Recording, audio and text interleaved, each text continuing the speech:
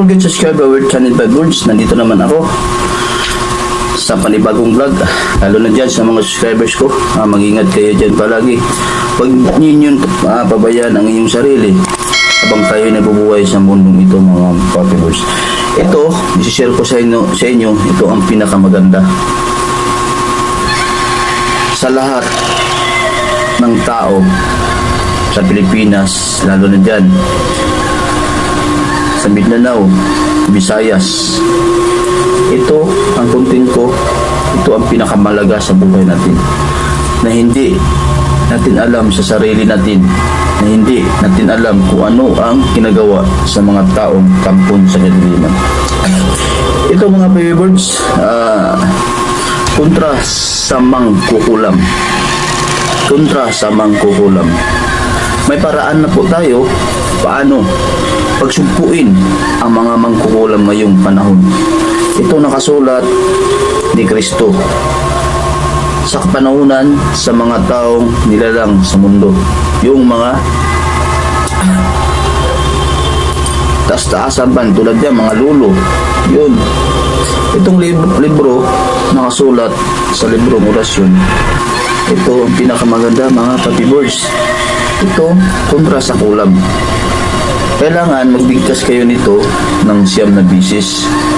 Pero unahin lang po ninyong Ama namin, ang Baginong Maria Lolate sumasampalataya. Ang iyon ang importante sa buhay natin yan. Kapag tayo magbigkas sa isang Latin na nakasulat sa librong orasyon, mga Papi Birds. Ito, magkinig kayo kontra sa kulam. Magkinig kayo kontra sa kulam. Ama namin, ang Baginong Maria Lolate sumasampalataya. Susunod ang orasyon na ito. Murmurlum, murmurtum, mursyatum. Kailangan 9 na bisis kayo, ibibigkas po ninyo ito. Murmurlum, murmurtum, mursyatum. Murmurlum, murmurtum, mursyatum. Murmurlum, murmurtum, mursyatum. Kailangan, baby birds, kayo nang bahala nito. Isusulat ko ito sa screen. Kailangan sundan po ninyo ito para magaling yung taong pinukulam. Ito, depende sa kulam. Kapag ang kulam, kung i-battle ka na doon sa loob, na matagal ka na hindi nagamot sa tao, magamot ka pero medyo matagal pa yung gagamutin ka. Kailangan araw-arawin ka ng paggagamot. At saka isunod po itong orasyon na ito 9 na bisis pa rin. Sulin saam amdatur, sulin saam amdatur, sulim saam amdatur, sulim saam amdatur, sulim saam amdatur, sulim saam amdatur. Kailangan, baby birds, 9 na bisis kayo magbigkas nito. Kayo na pong bahala magbigkas nito, yung taong kinukulam. Sagrada ito, nakasulat sa librong orasyon. Ito ang isunod na words. Saka umihip, makinig kayo, baby birds. Saka umihip sa isang basong tubig at inumin, at mawawala ang impekto ng ginawa ng mangkukulam sa iyo. Makalain mo, baby birds. Saka umihip sa isang basong tubig at inumin ito, at mawawala ang impekto ng ginawa ng mangkukulam sa iyo. Kalahin mo, mga Fibers, ito nakasulat sa librong orasyon. Ito ang pinakadabis. Grabe ito.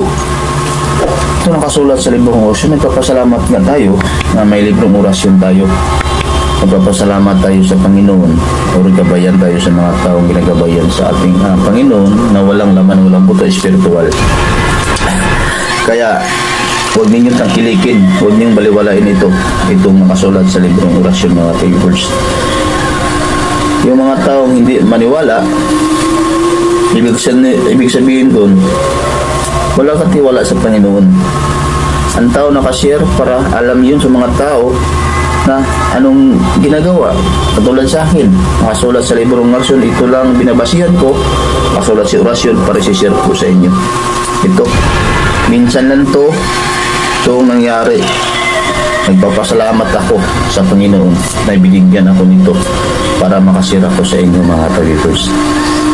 Kahit hindi kayo magagamot, itong naka-instruction dito na dapat bigkasin siyam na bisis yung taong kinukulam. Ito, hindi ito gawa-gawa lang mga ka-viewers. Grabe ito. Ito ang pinakalabis. Nandito yung mga sulat sa librong orasyon. Yan. Nandito na. Binabasihan ko yan dito mga viewers. Ito. Importante sa buhay natin. At hanggat dito lang po ako mga viewers. At hindi pa tayo magtapos sa ating pag-vlog. Magdasal na muna lang tayo sa pamaraan sa ating spiritual ng ating Panginoon Jesucristo. Panginoon, maraming salamat na nakasira ko sa mga taong walang kalam-alam. Titirahin sila sa mga kampong sa kadiliman, lalo na po sinisinahan ko sila, Panginoon. Nagpapasalamat din ako na binigyan niyo ako ng ganitong tuntin, Panginoon, para makasira ko sa mga tao. Lalo na dyan sa mga subscribers ko. Ingatan niyo po sila. Sa inyong pamaraan, sa inyong espiritual. Alam ko mo, Panginoon, kapangyarihan po kayo. Lagi po ako sumasampalataya sa iyo. Nananalig po ako sa iyo, Panginoon. Bigyan mo sila ng lakas ng pangatawan. Alam ko po, Panginoon, nangangailangan kami sa tulong po ninyo. Ikaw ang pandal na espiritu. Ikaw ang lalong mas pangyarihan sa lahat. Ikaw nagdalan sa mundo. May kapit yung mga kampong sa kadiliman. Kailangan baliwalain po namin yung mga kampong sa kadiliman para makasir po ako sa mga taong walang wala. At maraming pong salamat, Panginoon Jesus. Yun lang po hiniling ko sa iyo. Amen. Ito mga viewers, maraming salamat sa inyo at mag-ingat kayo, lalo din sa mga subscribers. Huwag niyong baliwan yung ating Panginoon. Ingatan natin siya. Nasala tayo noon, magandang buhay tayo ngayon. At maraming salamat sa inyo. Bye-bye.